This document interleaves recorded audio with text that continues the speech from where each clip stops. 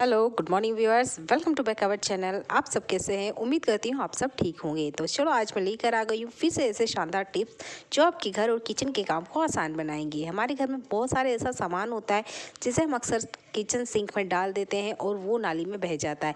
उसका हम बहुत अच्छे से यूज़ करने वाले हैं आज घर पे ही। तो पहला इस फुल टिप देख लेते हैं। तो पहला इस फुल टिप मेरा एक कॉटन के कपड़े को लेके। तो इस तरीके से कॉटन का कपड़ा हमें छोटा सा कट करना है और इस कपड़े का मैं आज आपको बहुत अच्छे से यूज़ करके बताने वाली हूँ। तो यहाँ पर हमने एक खाली गिलास लिया है और उस पर मैंने इस कॉटन कपड़े को लगा दिया है। रबड़ की मदद से इसे बांध लेना है। इस पर हम कुछ इंग्रेडिएंट ऐड करने वाले हैं। तो पहला है यहाँ पर शक्कर। तो स्वाद अनुसार जितना भी आप चीनी पसंद करते हैं वो चीनी इसमें डाल लीजिएगा। मुझे थोड़ा सा ज़्यादा मीठा पसंद है, इसलिए लगभग मैं 2 चम्मच के आसपास यहाँ पे चीनी ले रही हूँ। इसके बाद में हम यहाँ पर कुछ और चीज़ें ऐड करने वाले हैं, जैसे कि लौंग। इसके बाद में आपके पास अगर अवेलेबल है तो आप यहाँ तुलसी पत्ता ले सकते हैं, क्योंकि तुलसी जी का जो स्वाद होता है वो काफ़ी अच्छा होता है और यह हर तरह की खांसी के लिए काम करता है। तो तुलसी जी आप ज़रूर ले लीजिएगा। इसके बाद में अदरक भी हो तो ज़रूर ले लीजिएगा, और आपको पसंद हो स्वाद में तो आप इलायची भी यहाँ पे ले सकते हैं। यहाँ पर जो जो इंग्रेडिएंट मेरे पास है वो मैंने यहाँ पर ऐड कर लिए हैं। अगर आपके पास ना हो तो आप इसमें से एक आधा स्किप भी कर सकते हैं। इसके बाद में हम यहाँ पर ऐड करने वाले हैं चाय पत्ती को। तो यहाँ पर आज हम चाय बनाने वाले हैं, पर वो भी बिल्कुल डिफरेंट तरीके से। तो आज हम चाय बनाएंगे कुकर में। कुकर में हमने सिर्फ खाना ही बनाया है, तो आज हम यहाँ चाय बनाने वाले हैं। तो लगभग 2 गिलास इतना पानी लिया है।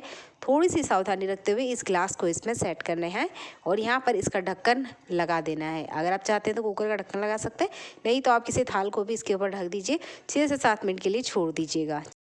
थोड़ी देर बाद में ही आप देखेंगे जितना भी अर्क है वो इस ग्लास में आ गया है, यानी भाप के रूप में जितना भी इसमें जो स्टीम बन के रेडी हुआ है वो सारा आपको ग्लास में मिल जाएगा। इस किस्म की चाय को दम चाय कहा जाता है, जो कि हमारी सांस से रिलेटेड सारी प्रॉब्लम को हल करती है। तो अगर आपके भी घर में किसी को भी इस तरह की प्रॉब्लम है तो उन्हें ये चाय बना के ज़रूर पिलाइएगा। इसे हम मार्केट में बहुत महंगे दाम पर खरीद कर पीते हैं। चलिए बढ़ते हैं अगले यूज़फुल हैक के लिए। तो चाय पत्ती का यूज़ हर घर में ही किया जाता है, पर डायरेक्टली हम इसे ऐसे ही किसी कंटेनर में ना रिफ़िल करें। उसके पहले आपने क्या करना है, यहाँ पर लेना है आटा छलनी या मैदा छलनी, और उसकी मदद से ये चाय छलनी को हमने छानना है। हम ऐसा क्यों कह रहे हैं चलिए करके बताते हैं। तो जितनी भी चाय है वो मैंने पैकेट से बाहर निकाल ली है। इसके बाद में मैं इसे हल्का हल्का सा अगर घुमाती हूँ या शेक करती हूँ तो आप देखेंगे इसमें बहुत बारीक बारीक जो डस्ट होती है वो थियल में नीचे इकट्ठा हो जाएगी। ये वही डस्ट है जो अक्सर चाय के कप में हमें मिलती है। चाय को कितना भी क्यों ना छाना जाए, आपने देखा होगा चाय के निचले वाली परत में एक पतली सी लेयर होती है चाय पत्ती की। वो इसी वजह से होती है क्योंकि जो बारीक बारीक डस्ट जैसा होता है चाय पत्ती, वो इस चाय पत्ती के साथ ही हम पूरे कंटेनर में रिफ़िल कर देते हैं। तो इसको आप अलग निकाल लीजिए। उसके बाद में किसी भी कंटेनर में या किसी भी थाल वगैरह में डाल के थोड़ा सा पानी डाल के इसे 1 घंटे के लिए आप छोड़ दीजिए। ये है हमारे घर पे रेडी होने वाला फ्री का फर्टिलाइज़र। चाय में टेनिन नाम का पदार्थ होता है जिसे हम मार्केट में महंगे दाम पे खरीद के लाते हैं, और ये जो हमारे मनी प्लांट होते हैं या इस तरह के इंडोर प्लांट्स के लिए हम खाद को मार्केट से लाते हैं। तो आप इसे मार्केट से लाने की बजाय इस तरीके से घर में यूज़ कर सकते हैं।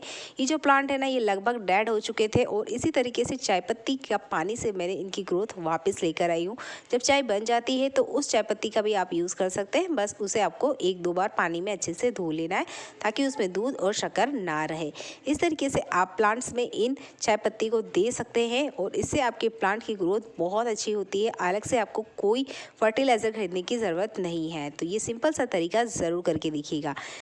हम रात को किचन कितना ही क्लीन करके क्यों ना सोए, कितना ही इसे कवर करके क्यों ना रखें, उसके बाद भी इसमें इंसेक्ट आ ही जाते हैं। जैसे कि मैंने रात को इसे कवर करके रखा था, लेकिन जब मैं किचन में आई तो गैस स्टोव पे कपड़ा नहीं था और भी कुछ सामान किचन काउंटर पे रखा हुआ था। यानी मेरे अलावा अगर किचन में कोई आया है तो वो किचन में इस तरीके से सामान को इधर उधर रख देता है, जिसकी वजह से हमें फिर से थोड़ा सा टाइम इन्हें देना पड़ता है। वैसे ही यहाँ किचन सबसे ज़्यादा गंदा तब दिखता है जब किचन के बर्तन सही जगह ना रखे हुए।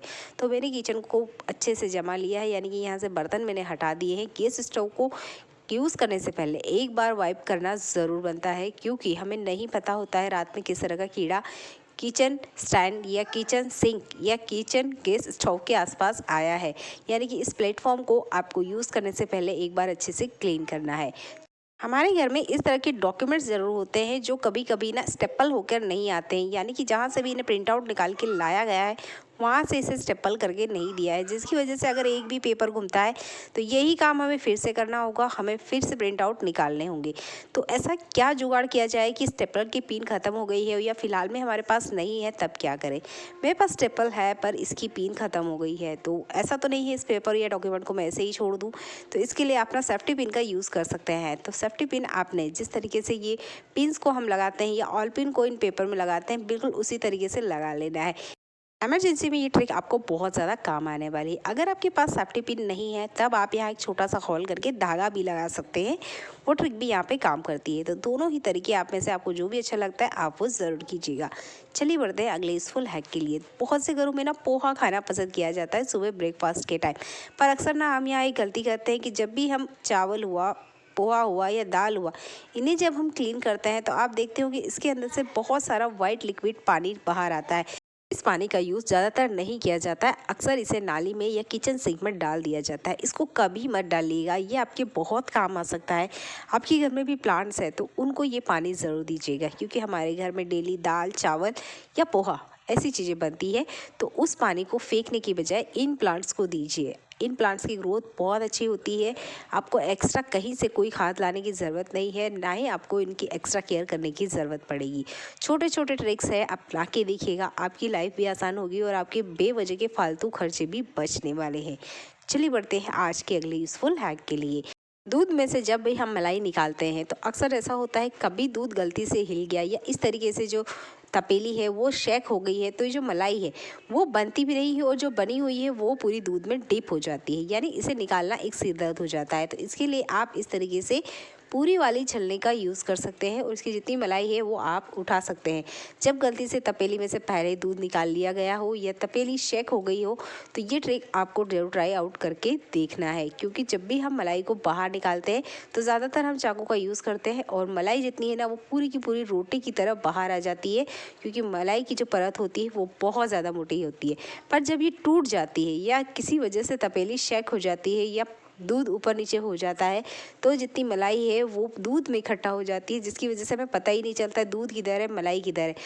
गलती से ही सही पर कभी कभार ऐसी चीज़ें हमारे साथ हो जाती है। तो इसमें से मलाई निकालने के लिए ये ट्रिक सबसे बेस्ट है। और जब भी आप मलाई निकालते हैं तो चाकू का ज़रूर यूज़ करें, इससे मलाई बिल्कुल ही रोटी की तरफ बाहर आ जाती है। छोटे से ट्रिक है, ट्राई आउट करके देखिएगा। आप मेरे चैनल पर पहली बार आए तो चलो सब्सक्राइब कर लीजिएगा। चैनल पे बहुत सारी यूज़फुल वीडियोस है जो आपकी लाइफ को चेंज कर देने वाली है, तो चैनल को एक बार ज़रूर विजिट करिएगा। चलिए बढ़ते हैं अगले यूज़फुल हैक के लिए। जब भी हम किचन में काम करते हैं तो पोहा ज़रूर बनाया जाता है। पोहा एक ऐसी रेसिपी है जो बहुत जल्दी बन जाती है, लेकिन इसे होटल जैसी कैसे बनाएं। तो बिल्कुल आपने क्या करना है, धोने के बाद इसमें हल्दी, नमक और थोड़ा सा चीनी ऐड कीजिए। जब तक आप चीनी ऐड नहीं करेंगे होटल वाला स्वाद नहीं आएगा, तो बहुत ज़्यादा चीनी नहीं ऐड करनी है, लगभग 1 चम्मच इतना ही आपने चीनी ऐड करनी है। और जो भी आप मसाला बनाते हैं उसके बाद आपने इसे मिला देना है और बहुत ज़्यादा कभी भी पोहे को नहीं चलाना है। पोहे को 5 मिनट से मीडियम फ्लेम पे चलाइए और इसे ढक के रख दीजिएगा। ये अपने आप ही नरम हो जाता है और जितना भी इसमें मसाला है वो आराम से ऐड भी हो जाता है। छोटा सा ट्रिक है, ट्राई आउट करके देखिएगा। चलिए मिलते हैं अगली ऐसी यूज़फुल वीडियो में। देखने के लिए आपका बहुत सारा धन्यवाद।